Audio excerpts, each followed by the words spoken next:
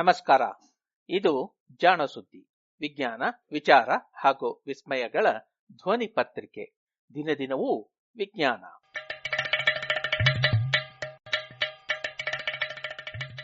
ಸಂಪುಟ 4 ಸಂಚಿಕೆ 18 ಸೆಪ್ಟೆಂಬರ್ 28, 2020. ಸುದ್ದಿ ಸಂಶೋಧನೆ.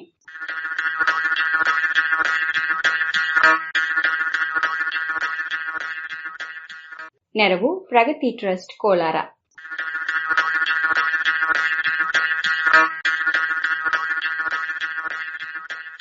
ಮಾಯಾ ಮುಸುಕು.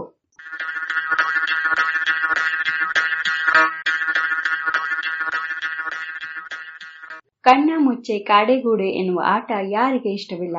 ಎಲ್ಲೋ ಬಚ್ಚಿಟ್ಟುಕೊಂಡು ಯಾರಿಗೂ ಗೊತ್ತಾಗುವುದಿಲ್ಲ ಎಂದು ಭಾವಿಸಿ ಖುಷಿ ಪಡುವುದು ನಿಜಕ್ಕೂ ಅದ್ಭುತ. ಅದಕ್ಕೆ ಏನೋ ಕಣ್ಣಿಗೆ ಕಾಣದೆ ಮಾಯವಾಗಿ ಬರುವ ಪಾತ್ರಗಳು ರಾಮಾಯಣದಂತಹ ಪುರಾಣದಿಂದ ಇತ್ತೀಚಿನ ಹ್ಯಾರಿ ಪಾಟರ್ನಂತಹ ಫ್ಯಾಂಟಸಿಯವರೆಗೂ ಆಗಾಗ ಕೇಳುತ್ತಲೇ ಇರುತ್ತೇವೆ. ಆದರೆ ಅದು ಅಸಾಧ್ಯ ಎನ್ನುವ ಅರಿವು ಎಲ್ಲರಿಗೂ ಇದೆ.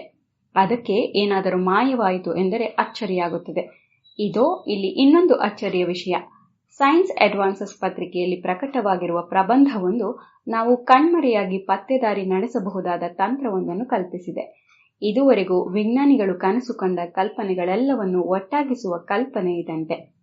ಚೈನಾದ ಚಾಂಗ್ಚೂನ್ನಲ್ಲಿರುವ ಜೀಲಿನ್ ವಿಶ್ವವಿದ್ಯಾನಿಲಯದ ಎಲೆಕ್ಟ್ರಾನಿಕ್ ಸೈನ್ಸ್ ಅಂಡ್ ಎಂಜಿನಿಯರಿಂಗ್ ಕಾಲೇಜಿನ ಎಂಜಿನಿಯರ್ ಸುಶು ಮತ್ತು ಸಂಗಡಿಗರು ಹೀಗೊಂದು ಪರಿಕಲ್ಪನೆಯನ್ನು ಮುಂದಿಟ್ಟಿದ್ದಾರೆ. ಇವರು ಹೇಳುವ ತಂತ್ರವನ್ನು ಬಳಸಿದರೆ ಕಾರಿನೊಳಗೆ ಕುಳಿತವನಿಗೆ ಸುತ್ತಲೂ ಇರುವವರು ಕಂಡರೂ ಆತ ಹಾಗೂ ಕಾರು ಕಾಣುವುದಿಲ್ಲವಂತೆ. ಅಂದರೆ ಆತನ ವಾಹನ ಮಾಯವಾಗಿ ಅದೃಶ್ಯವಾಗಿ ಚಲಿಸಿದಂತೆ ಎನ್ನುತ್ತಾರೆ ಸುಶು. ಇದು ಹೇಗೆ ಸಾಧ್ಯ ಎನ್ನುವುದು ಸ್ವಾರಸ್ಯಕರವಾದ ಫಿಸಿಕ್ಸ್ ಹಾಗೂ ಪ್ರಕೃತಿಯಲ್ಲಿರುವ ಸಂಗತಿಗಳನ್ನು ತಿಳಿದರೆ ಎಷ್ಟು ಅನುಕೂಲ ಎನ್ನುವುದಕ್ಕೆ ಉದಾಹರಣೆ. ಮನುಷ್ಯನಿಗೆ ಅದೃಶ್ಯವಾಗುವುದು ಎಂದರೆ ಬಲು ಅದ್ಭುತ ಎನ್ನುವ ಪರಿಕಲ್ಪನೆ ಇದೆಯಷ್ಟೇ. ಇದು ಕೇವಲ ಮನುಷ್ಯನಿಗಷ್ಟೇ.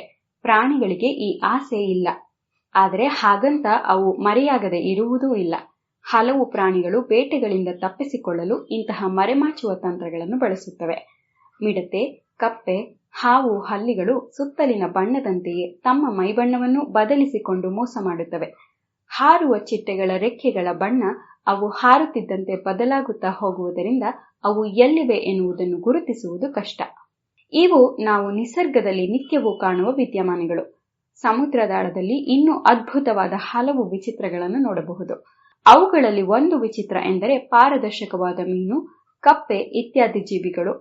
ಸಿಸ್ಟಿಸೋಮಾ ಎಂಬುದೊಂದು ಸಮುದ್ರ ಜೀವಿ ಇದೆ. ಸೀಗಡಿ ಮೀನಿನ ವರ್ಗಕ್ಕೆ ಸೇರಿದ ಇದು ಸಂಪೂರ್ಣ ಪಾರದರ್ಶಕ. ಸುಶುರವರ ಸಂಶೋಧನೆಗೆ ಇದುವೇ ಪ್ರೇರಣೆ ಎಂಬುದು ವಿಚಿತ್ರವೇನಲ್ಲ.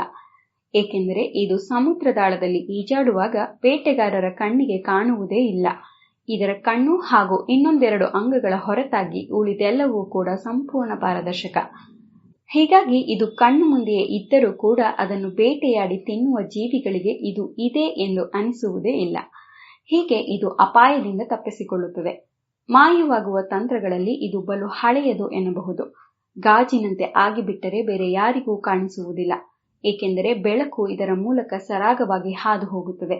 ಯಾವುದೇ ವಸ್ತು ನಮ್ಮ ಕಣ್ಣಿಗೆ ಕಾಣಬೇಕೆಂದರೆ ಅದರಿಂದ ಬೆಳಕು ಪ್ರತಿಫಲನಗೊಂಡು ನಮ್ಮ ಕಣ್ಣಿನೊಳಗೆ ಬೀಳಬೇಕು.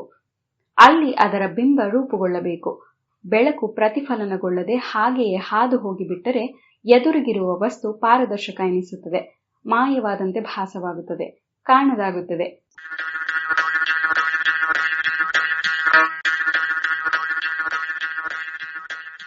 ಸುಪ್ರಸಿದ್ಧ ಇಂಗ್ಲಿಷ್ ವೈಜ್ಞಾನಿಕ ಕಥೆಗಾರ H.G. Wells the invisible man ಎನ್ನುವ ಕಾದಂಬರಿಯನ್ನು ಬರೆದಿದ್ದರು.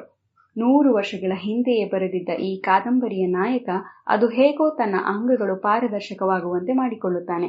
ಯಾರಿಗೂ ಕಾಣದಾಗುತ್ತಾನೆ. ಹೀಗೆ ಅದೃಶ್ಯನಾದ ನಾಯಕನ ಆಟೋಟಗಳು ಉಳಿದವರಿಗೆ ಭಯವನ್ನುಂಟು ಮಾಡುತ್ತವೆ. ಆತನು ಅದನ್ನು ತನ್ನ ಲಾಭಕ್ಕೆ ಬಳಸಿಕೊಳ್ಳುತ್ತಾನೆ. ಕೊನೆಗೆ ಅದು ದುರಂತದಲ್ಲಿ ಅವಸಾನವಾಗುತ್ತದೆ. ಸಿಸ್ಟಿಸೋಮಾದ ಕಥೆ ಹೀಗೆಯೇ. ಆದರೆ ನಿಸರ್ಗ ನಮ್ಮಷ್ಟು ಪೆದ್ದು ಅಲ್ಲ. ಹೀಗೆ ವೈರಿಗಳಿಂದ ತಪ್ಪಿಸಿಕೊಳ್ಳುವ ತಂತ್ರ ಇದ್ದರೆ ಆ ತಂತ್ರವನ್ನೂ ಮೀರಿ ಅವನ್ನು ಪತ್ತೆ ಮಾಡುವ ತಂತ್ರಗಳನ್ನು ಬೆಳೆಸಿಕೊಂಡ ವೈರಿಗಳು ಇರುತ್ತವೆ. ಸಿಸ್ಟಿಸೋಮಾ ವಿಷಯದಲ್ಲಿಯೂ ಹೀಗೆ ಆಗಿದೆ.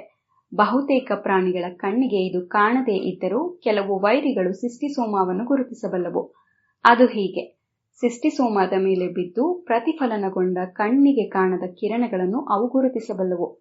ಈ ರೀತಿಯ ಕಿರಣಗಳನ್ನು ಗುರುತಿಸಿ ಅಲ್ಲೇನೋ ಇದೆ ಎಂದು ಗುರುತಿಸುವ ವೈರಿಗಳಿಗೆ ಸಿಸ್ಟಿಸೋಮಾ ಎಷ್ಟೇ ಪಾರದರ್ಶಕವಾಗಿದ್ದರೂ ಕಂಡೇ ಕಾಣುತ್ತದೆ. ಇದು ಒಂದು ರೀತಿಯಲ್ಲಿ ತಣ್ಣಗಿರುವ ಹವೆಯಲ್ಲಿ ಬಿಸಿ ಗಾಳಿ ಮೇಲೇರುವುದು ನಮಗೆ ಕಾಣುವುದಿಲ್ಲವೇ ಹಾಗೆ. ಬಿಸಿ ಗಾಳಿ ಪಾರದರ್ಶಕವಾಗಿದ್ದರೂ ಅದರಿಂದ ಹೊರಬಿದ್ದ ಬೆಳಕಿನ ಚಲನೆಯಲ್ಲಿ ಸ್ವಲ್ಪ ವ್ಯತ್ಯಾಸವಾಗುವುದರಿಂದ ಬಿಸಿ ಗಾಳಿ ಇರುವ ಜಾಗದಲ್ಲಿ ಏನೋ ಅಲುಗಾಡುತ್ತಿರುವಂತೆ ತೋರುತ್ತದೆ. ಸಿಸ್ಟಿಸೋಮಾಗೆ ಈ ರೀತಿ ಬೆಳಕನ್ನು ಚದುರಿಸದ ದಿರಿಸನ್ನು ಹೊದಿಸಿಬಿಟ್ಟರೆ ಅದು ಎಲ್ಲಾ ವೈರಿಗಳಿಂದಲೂ ಮರೆಯಾಗಿಸಿ ಬಿಡಬಹುದಲ್ಲವೇ? ಇದು ಸೂಶು ಅವರ ಕಲ್ಪನೆ. ಮಿಲಿಟರಿ ತಂತ್ರಜ್ಞಾನದಲ್ಲಿ ವೈರಿಗಳ ಕಣ್ತಪ್ಪಿಸಿ ಚಲಿಸುವ ತಂತ್ರಜ್ಞಾನಗಳಿಗೆ ಸಾಕಷ್ಟು ಬೇಡಿಕೆ ಇದೆ.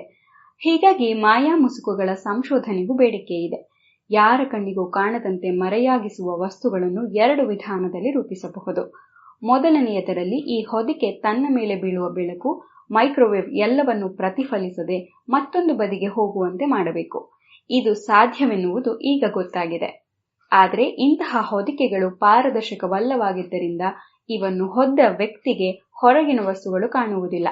ಆತ ಕಾಣದಿರಬಹುದು, ಆದರೆ ಆತನಿಗೂ ಹೊರಗಿನ ವಸ್ತುಗಳು ಕಾಣಬೇಕಲ್ಲವೇ? ಅಂದರೆ ಹೊದಿಕೆ ರೇಡಾರ್ಗಳು ಬೀಸುವ ಕಿರಣಗಳು ಹಾದು ಹೋಗುವಂತೆ ಪಾರದರ್ಶಕವಾಗಿಯೂ ಇರಬೇಕು, ಹಾಗೆ ಹಾದು ಹೋಗಲಾಗದ ಕಿರಣಗಳನ್ನು ಅದು ಪ್ರತಿಫಲಿಸದಂತೆ ಮಾಡಬೇಕು.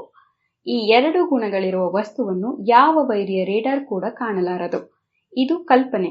ಇದನ್ನು ಸಾಕಾರವಾಗಿಸುವುದು ಸುಲಭವಲ್ಲ. ಹೀಗೆ ಬೆಳಕು ಅಥವಾ ಇತರೆ ಕಿರಣಗಳನ್ನು ಬಾಗಿಸಿ ಅವು ಪ್ರತಿಫಲಿಸದಂತೆ ಮಾಡುವ ಮೆಟಾಮೆಟೀರಿಯಲ್ ಅಥವಾ ಅತಿವಸ್ತುಗಳನ್ನು ಈ ಹಿಂದೆಯೂ ರೂಪಿಸಲಾಗಿತ್ತಾದರೂ ಅವು ಅಪಾರದರ್ಶಕವಾಗಿದ್ದವು. ಇದೀಗ ಪಾರದರ್ಶಕವಾಗಿದ್ದರೂ ತನ್ನ ಮೇಲೆ ಬಿದ್ದ ಬಹುತೇಕ ಮೈಕ್ರೋವೇವ್ ತರಂಗಗಳನ್ನು ಪ್ರತಿಫಲಿಸದಂತೆ ಕಾಯ್ದುಕೊಳ್ಳುವ ವಸ್ತುವನ್ನು ತಯಾರಿಸಬಹುದು ಎಂದು ಸೂಶು ತಂಡ ತೋರಿಸಿದೆ.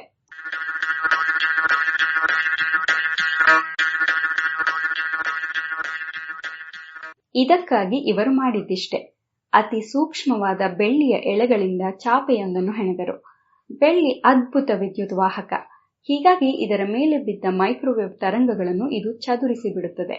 ಅತಿ ಸೂಕ್ಷ್ಮವಾದ ಎಳೆಗಳನ್ನು ಲೆಕ್ಕಾಚಾರ ಹಾಕಿ ಹೆಣೆದಾಗ ಚಾಪೆಯ ಮೇಲೆ ಬಿದ್ದ ಕಣ್ಣಿಗೆ ಕಾಣುವ ಬೆಳಕು ಕೂಡ ಅದರ ಮೂಲಕ ಹಾದು ಹೋಗಬಲ್ಲುದು. ಸೊಳ್ಳೆ ಪರದೆಯೊಳಗೆ ಕುಳಿತಾಗ ಹೊರಗಿನದೆಲ್ಲ ಕಾಣುತ್ತದೆಯಲ್ಲ ಹಾಗೆ. ಈ ಬೆಳ್ಳಿಯ ಪರದೆಯ ಮೇಲೆ ಮೈಕ್ರೋವೇವ್ ತರಂಗಗಳನ್ನು ಚದುರಿಸುವ ಲೋಹದ ಉಂಗುರಗಳ ಇನ್ನೊಂದು ಪದರವನ್ನು ಕೂರಿಸಿದ್ದಾರೆ. ಈ ಉಂಗುರಗಳ ರಚನೆಯನ್ನು ಬಲು ಲೆಕ್ಕಾಚಾರದಿಂದ ಮಾಡಲಾಗಿದೆ. ಒಂದರೊಳಗೆ ಕೂರುವಂತಹ ಹಲವು ಉಂಗುರಗಳಿವೆ. ಈ ಉಂಗುರಗಳ ವ್ಯಾಸವನ್ನು ಹೇಗೆ ರಚಿಸಿದ್ದಾರೆ ಎಂದರೆ, ಇವುಗಳ ಮೇಲೆ ಬೀಳುವ ಯಾವುದೇ ಮೈಕ್ರೋವೇವ್ ಕಿರಣವು ಒಂದಲ್ಲ ಒಂದು ಉಂಗುರವನ್ನು ತಾಕಿ ಹೊರಗೆ ಚದುರಬೇಕು. ಹೀಗೆ ಬಲು ಎಚ್ಚರದಿಂದ ಉಂಗುರಗಳ ವ್ಯಾಸ ಹಾಗೂ ಬೆಳ್ಳಿ ಪರದೆಯ ಹೆಣಿಕೆಯನ್ನು ವಿನ್ಯಾಸ ಮಾಡಿದಾಗ ಅದರ ಮೇಲೆ ಬೀಳುವ ಎಲ್ಲಾ ಬೆಳಕು ಹಾದು ಹೋಗುವುದಲ್ಲದೆ ರೇಡಾರ್ಗಳು ಗುರುತಿಸಬಲ್ಲ ಮೈಕ್ರೋವೇವ್ ತರಂಗಗಳು ತಾವು ಬಂದ ದಿಕ್ಕನ್ನೇ ಅನುಸರಿಸಿ ಪ್ರತಿಫಲನಗೊಳ್ಳುತ್ತವೆ. ಈ ರೀತಿಯಲ್ಲಿ ವಿನ್ಯಾಸ ಮಾಡಿದ 2 ಪದರಗಳ ವಸ್ತುವಿನಿಂದ ಒಂದು ಪುಟ್ಟ ಪಾತ್ರೆಯನ್ನು ಸೃಷ್ಟಿಸಿ ಅದರೊಳಗೆ ಬೇರೆ ವಸ್ತುವನ್ನು ಇಟ್ಟು ನೋಡಿದ್ದಾರೆ. ಒಳಗಿರುವ ವಸ್ತು ಕಾಣುವುದಾದರೂ ಈ ಪಾತ್ರೆ ರೇಡಾರ್ ದೃಷ್ಟಿಗೆ ಕಾಣುವುದಿಲ್ಲ. ಅಂದರೆ ಇಂತಹ ವಸ್ತುವನ್ನು ಹೊದಿಸಿದ ವಿಮಾನವನ್ನು ವೈರಿಯ ಯಾವುದೇ ರೇಡಾರು ಪತ್ತೆ ಮಾಡಲಾಗದು. ಆದರೆ ಅದರೊಳಗಿರುವ ಪೈಲಟಿಗೆ ತಾನು ಎತ್ತ ಹೋಗುತ್ತಿದ್ದೇನೆ, ಹೊರಗೇನಿದೆ ಎನ್ನುವುದೆಲ್ಲವೂ ಸ್ಪಷ್ಟವಾಗಿ ಕಾಣುವಂತಿರುತ್ತದೆ ಎನ್ನುತ್ತಾರೆ ಸೂಶು. ಹೀಗೊಂದು ಹೊಸ ಮಾಯಾಮುಸುಕು ಸಿದ್ಧವಾಗಿದೆ. ಈ ಹಿಂದೆ ತಯಾರಿಸಿದ್ದ ವಸ್ತುಗಳಿಂದ ಮೈಕ್ರೋವೇವ್ ಪ್ರತಿಫಲನವಾಗದಂತೆ ತಡೆಗಟ್ಟಲು ಅವನ್ನು ವಿದ್ಯುತ್ ಬಳಸಿ ಚಾಲಿಸಬೇಕಾಗುತ್ತಿತ್ತು. ಆ ಸಮಯದಲ್ಲಿ ತುಸು ಹೆಚ್ಚು ಕಡಿಮೆಯಾದರೂ ಕೂಡ ವೈರಿಗೆ ಗೊತ್ತಾಗಿ ಬಿಡುವ ಸಾಧ್ಯತೆಗಳಿದ್ದುವು. ಆದರೆ ಈ ಬೆಳ್ಳಿಯ ಚಾಪೆಯನ್ನು ಯಾರೂ ಚಾಲಿಸಬೇಕಿಲ್ಲ. ಹೀಗಾಗಿ ಇದನ್ನು ಸುಮ್ಮನೆ ಹೊದಿಸಿದ್ದರೂ ಸಾಕಾಗುತ್ತದೆಯಾದ್ದರಿಂದ ಇದು ಬಳಸಲು ಸರಳವಂತೆ. ಈ ಬೆಳ್ಳಿಯ ತಿರಿಸು ನಮಗೂ ಸಿಗಬಹುದೇ ಎಂದಿರಾ? ತಾಳಿ, ಇದು ಬಹುತೇಕ ಮಿಲಿಟರಿ ತಂತ್ರಜ್ಞಾನಗಳಿಗಷ್ಟೇ ಮೀಸಲು. ವಿಮಾನಗಳಿಗೋ ಟ್ಯಾಂಕುಗಳಿಗೋ ಹೊದಿಸಲು ಬೇಕಾಗಬಹುದು.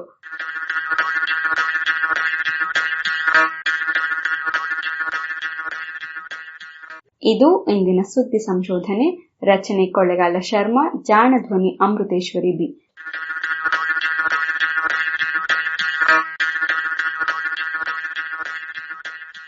ನೆರವು ಪ್ರಗತಿ ಟ್ರಸ್ಟ್ ಕೋಲಾರ.